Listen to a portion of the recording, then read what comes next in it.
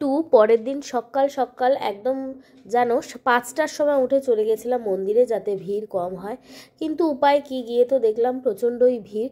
5টায় মন্দিরে যাওয়া সত্ত্বেও ভীষণ ভিড়, কারণ ছিল 25শে ডিসেম্বরের মানে আমাদের যে যে ছুটির উইকেন্ডটা, তো সেই জন্য প্রচণ্ডই ভিড় ছিল। তো আমাদের ভেতরে তো জানোই তোমরা, কোনোভাবেই ভিডিও করা অ্যালাউ না। বাইরের থেকে আমি তোমাদেরকে একটু মন্দিরটা দর্শন করে নিলাম। ভেতরে যাও আর বাইরে যাও, মন্দিরটা দর্শন করলেই কিন্তু বেশ শান্তি, আর কিছু চাই না। আর দেখো সকালবেলা কিন্তু এই সময় প্রায় আমি 6টা সাড়ে 6টায় ভিডিও করছি, কি ভিড়, আর সবাই কীর্তন করছে, নিজের একদম মানে মোহে মজে রয়েছে, এতটাই সুন্দর, খুব ভালো লাগছিলো। তো আমিও তোমাদের সঙ্গে একদম একটা 360 ভিউ নিয়ে নিলাম। মন্দির দর্শন করার পর কিন্তু আমরা বেরিয়ে সবাই বাইরে একটু ফটোশ্যুট করলাম, এবং সবার যা হয় বাইরে মন্দিরের সাথে ফটো তোলা, তো আমরাও সেগুলো করে নিলাম।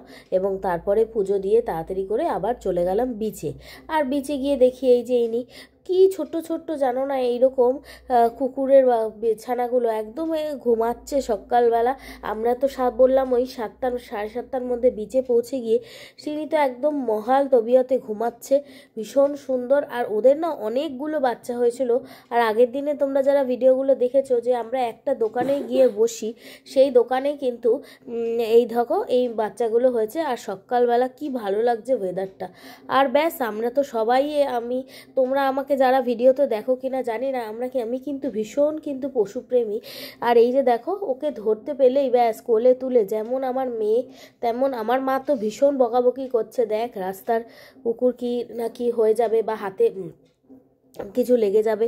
আমার মেয়ের যেহেতু একটু ডাস্ট অ্যালার্জি আছে, তো সেই জন্য, কিন্তু সে আর শুনতে কি হয়।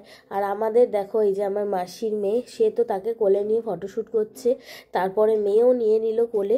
কি কিউট না এদের দেখে, সত্যি কথা মানে আমার তো মানে কোনোভাবেই কি বলবো, ওদের মানে কোলে না নেওয়া পর্যন্ত শান্তি হয় না, কিন্তু কি করব। যাই হোক, এই যে দেখো ও তো একদম ঘুমিয়ে মানে ওকে মানে পারলে বলছে আমাকে ছেড়ে দাও, আমি একটু ঘুমাবো, এরকম টাইপের ব্যাপার।